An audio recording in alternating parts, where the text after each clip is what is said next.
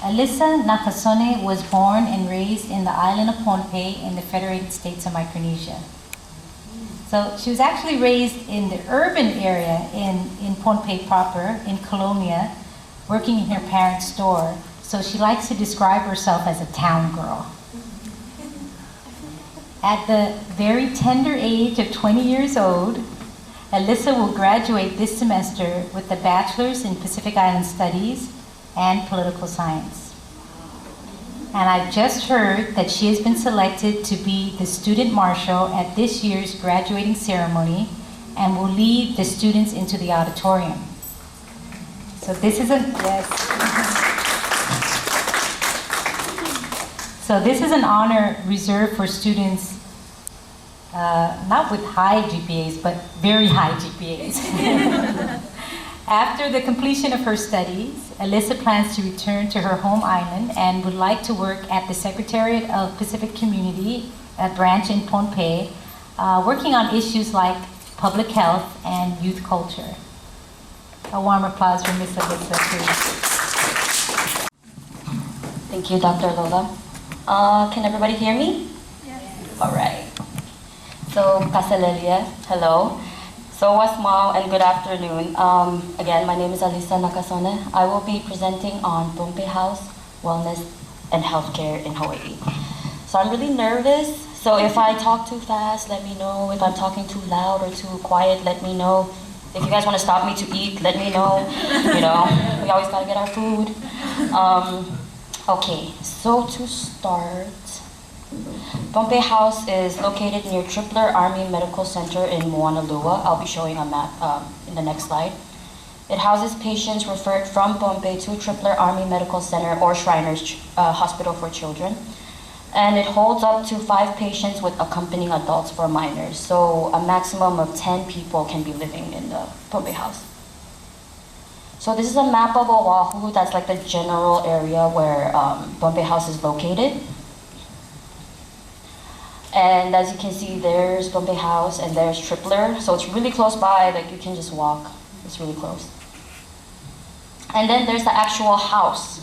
So you can see it's just a normal residential home. It has 2 floors. The top floor is for the coordinator and her family. And then the bottom floor is where the patients usually stay. And this is our lovely coordinator, Ms. Clarine Hadley. So Pohnpei House doesn't really have an official mission statement, but this is their, I guess, their purpose. It is to provide accommodations for referred patients from Pohnpei. Accommodations include lodging, transportation, interpretation, and any patient necessities that will help facilitate their medical treatment in Hawaii. And this is directly from the coordinator. Okay, so I'll tell you a little bit about what I set out to do in my project. I wanted to first and foremost learn more about Pohnpei House because I had actually never heard of Pohnpei House, even when I was living in Pohnpei. So even when I came here, I was like, Pohnpei House, like what is that? Is that where all the cool Pohnpeians live or something? So I was like, oh, invite me. But obviously I was confused. So I wanted to learn more about it. And I wanted to know how and why it was established and the referral process, as well as the patient well-being and experiences in Hawaii. But why? Why did I want to find out more? Let me tell you. So my connection to this project is first of all through my Pohnpeian heritage and background, and I'm really interested in anything Pohnpeian really. And also because of the health problems among close family members. So a lot of them have, Soman Mongyong, which is literally translated to sickness of heart, so heart disease. And then Soman Suka, so sickness of sugar, so diabetes. Yeah. And also, I think this research is important to other volunteers who would like to help at Pohnpei House. You know, I'm hoping that from this research, people will be motivated and be like, oh yeah, I'm gonna go help. Okay. And then my capstone. So let me talk a little bit about my capstone project. Yes, we had to do this for our senior capstone class. So you know, senior, you get senioritis sometimes, all the time, maybe. And so I had a very late start into the project. I think it was in the 4th week or 5th week that I actually went out into the site. But you know, after that it was good. Oh, also the transportation, it took like almost an hour and a half to get there by bus, because That's how I roll. And so it took forever. So that also made the project start late. So when I started, I did small stuff. I accompanied and stayed with the patients at the hospital while the coordinator would go park the car, or when she would go and get their medication. I would just stay with them, talk story a little. And then I gradually moved on to office work, such as filing and labeling, but that was only for a little bit. Most of the time, I just stayed with the coordinator. I followed her around like a lost puppy. So it was a good experience, though. Okay, so let me just get into the more academic and not so fun stuff about my project. This is the actual research. This is my literature review, and I'll be talking about 4 articles that are relevant to my topic. This is the first one, titled Health in Micronesia Over the Years by Father Francis Hazel, who was a Jesuit priest in Micronesia since 1963. And he has written a lot about social change and the other issues all over Micronesia. In this article of his, he focused more on the change in health, like from foreign contact and after. And he said, like, he talked about how some diseases were introduced, like smallpox and influenza, and how diet changed with a lot of the people transitioning to a more high in fat diet and, you know, like kind of forgetting about their local food. And then also, as a result, there was a rise in non-communicable diseases, which are lifestyle diseases. So these are like sicknesses caused by how you take care of your body, what you put in your body, the food, you know, whatnot. So it's like, for example, heart disease, lung cancer, or diabetes. But there has been a push for a better diet. So this, I guess, report, it talked about the program that Louis Engelberger and others, they did in the Amond community in Pohnpei, where they actually went out and promoted local food to the Pohnpeians. It was very successful. Oh, sorry. As you can see in this next table. So you can see at the top, there's the 3 imported food, rice, sugar products, and ramen noodles. So there's the 2005 average adult consumption and then the 2007 average adult consumption. So you can see the imported food, the consumption lowered like significantly, like rice 846.9 to 544.1. That's a really good number. And then the last 3 are the local foods, like bananas, coconut products, and taro. They went up. So banana is from 131 to 170.2. So it was pretty successful. Okay, but as good as this is, what do the Pohnpeians think of their healthcare services? So I turned to Jefferson B. Benjamin, who was the Secretary of the Department of Health until his death in 2004. He wrote this dissertation about the quality of healthcare services in the Federated States of Micronesia. So I just kind of pulled out the Pohnpeian statistics from it. So I mean, that's why I kind of liked it, because he broke it down by states. So that was good. So he focused on these 3 aspects of health. So health personnel, the doctors and the nurses, the healthcare services, like what they provide, and the healthcare facilities, so like the equipment. In terms of the health personnel, the locals were pretty positive about their doctors and nurses, except that they weren't really free during after hours and during the weekends when they would meet them. But other than that, it was pretty positive. But the healthcare services and healthcare facilities were really bad. It was very poor. I quote, most notably is the opinion about the equipment. As many as 75% of the respondents did not agree that the equipment in the health facility was adequate for detecting diseases. Because of these mostly negative feelings toward their healthcare services, many Pohnpeians tried to obtain medical services elsewhere. So Johnson Asher, he's a court attorney of Pohnpei Supreme Court.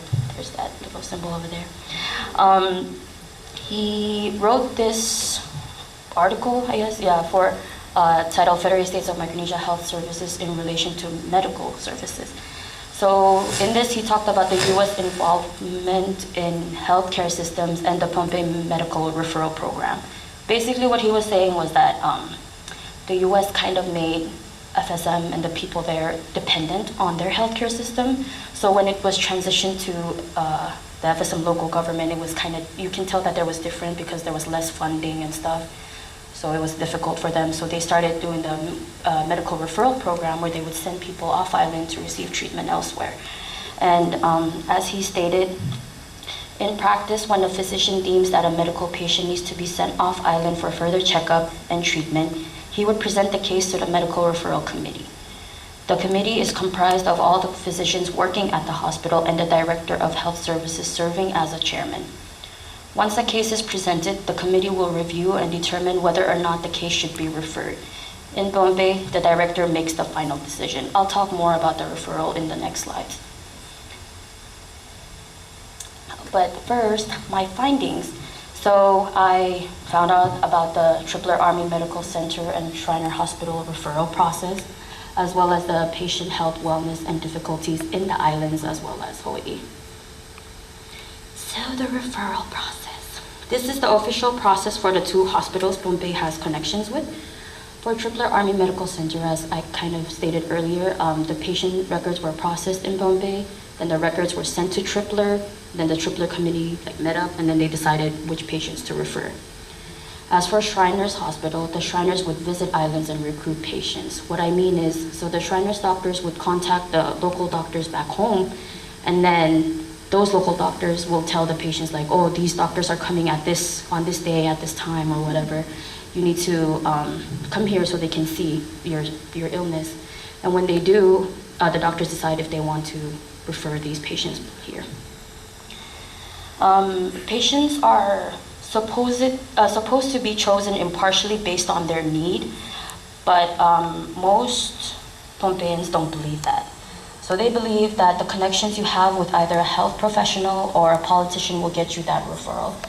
I particularly received this piece of information from a personal interview I had with Miss Yoana Hadley Amond. So she has lived in Hawaii for many years and is currently a teacher's aide at Pololo Elementary School. So you can kind of see the background of it's like a classroom. So that's her classroom at Pololo. She used to be a translator and assistant clerk at Pohnpei House, and she had family staying there too. But before I actually play the clip, because I kind of wanted to play her whole clip as in lieu of my presentation, but I don't think our professor would have wanted that. But so I want to summarize some of the points that she made about the patient health care. And in Sanama, so in Sanama and other Pohnpeians here can, correct me if I'm wrong, but it's kind of, literally translated, it's kind of like feeling good. So it's like it's a word that means good feeling. It also means, like a feeling of content or satisfaction. So I used it as a synonymous term for wellness, because I couldn't really think of a term for wellness. But yeah, so anyways, so she goes into the details about the problems with healthcare back home and here. So these are some of the problems with healthcare back home. Wait too late, as in the patients would wait too late to go to the doctors to get checked up, and then the doctors would then take too long to send the patients here. So by the time they get here, they're pretty much, they're really late into the stages of their illness. So it's kind of it's a little too late. Also, as kind of mentioned earlier, the politics of referral process, like she thinks that the people back home, they only refer to patients who have connections, so she says that's a problem. Also, there's a lack or misuse of funds, which is kind of everywhere, people always misuse funds.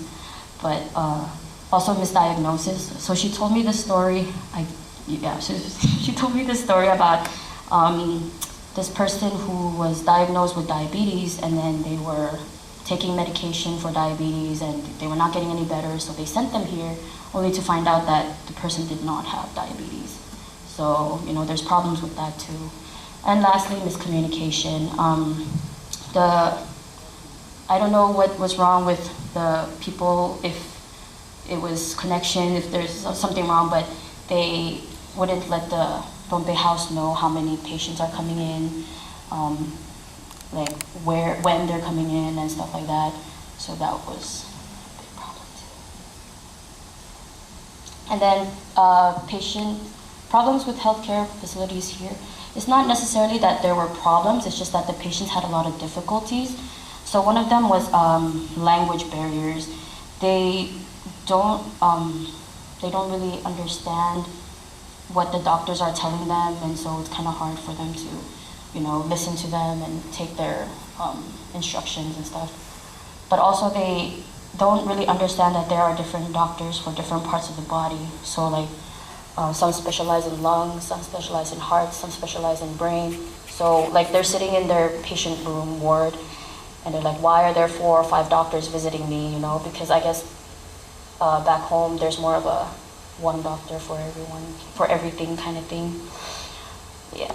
And then also lastly, the food.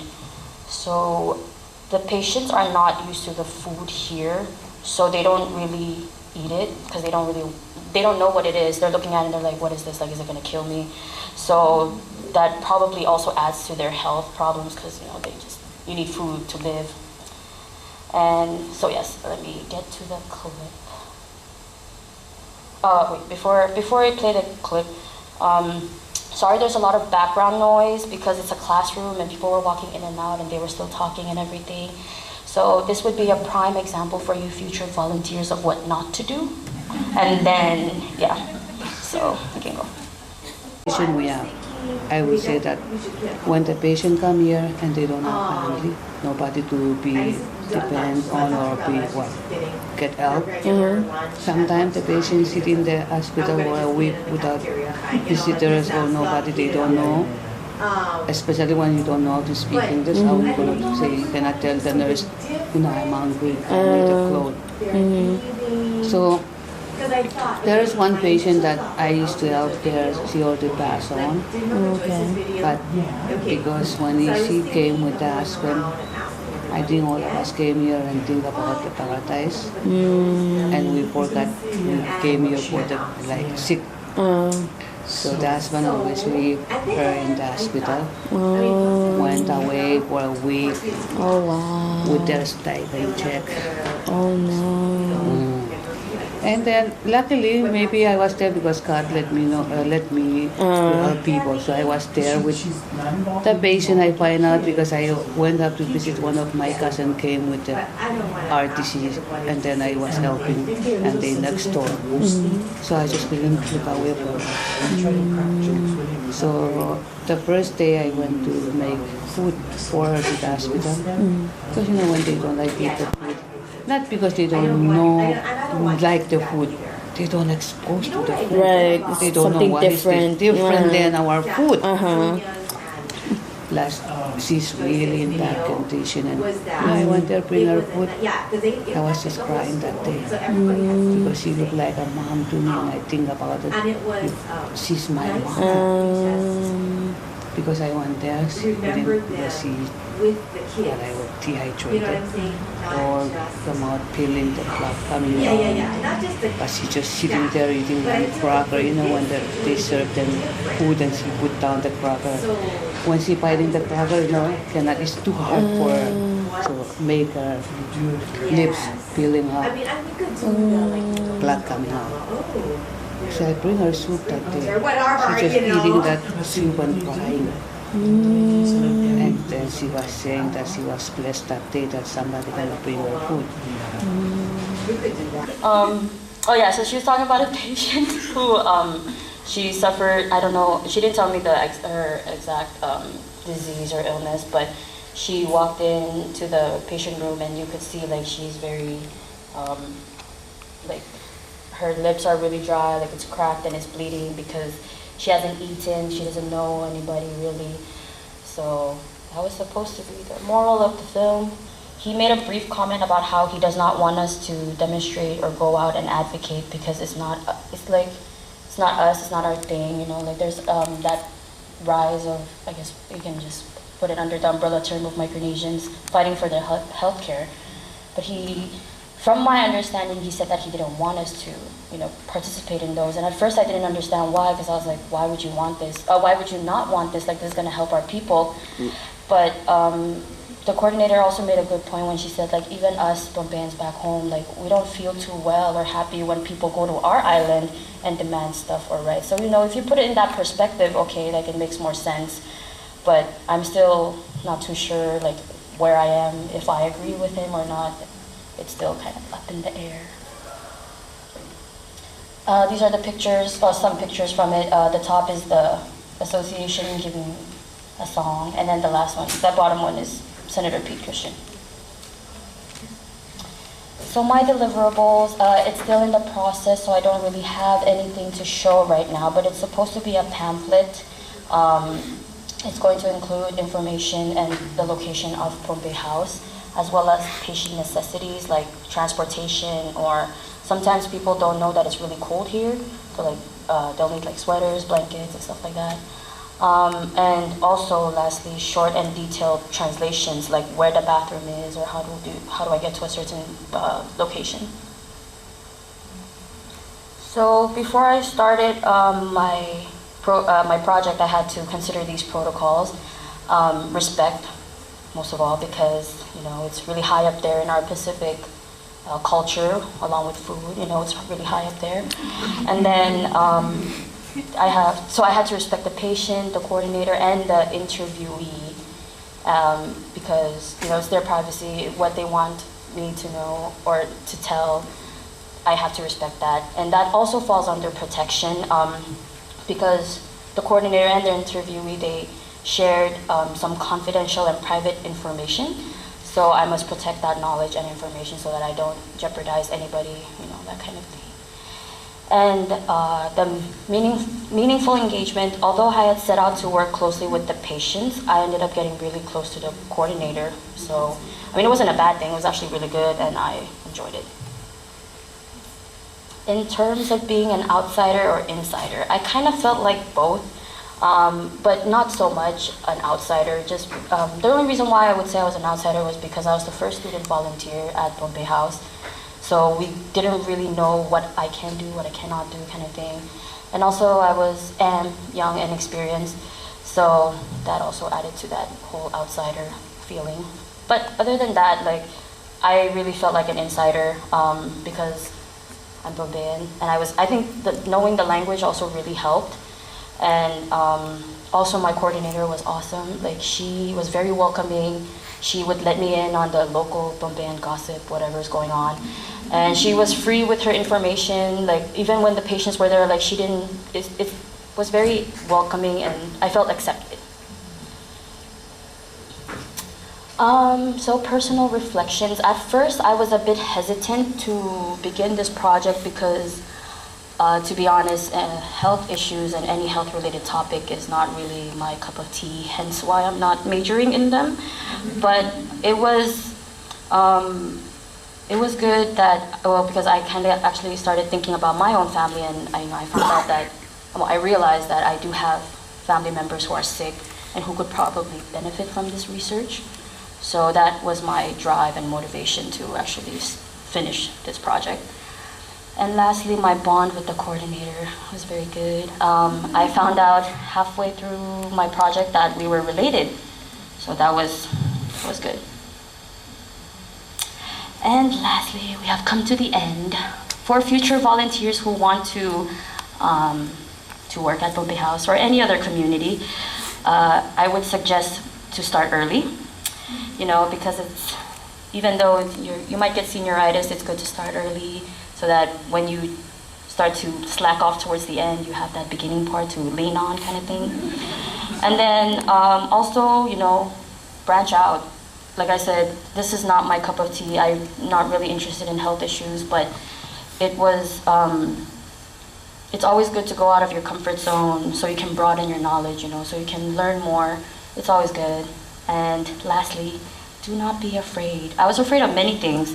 I wasn't confident in myself to actually carry out the project, and with this presentation, everybody was really stressed out, including me. So it was very frightening. But it's a good learning experience, and you won't really know until you try. So I would just say, don't be afraid. Thank you.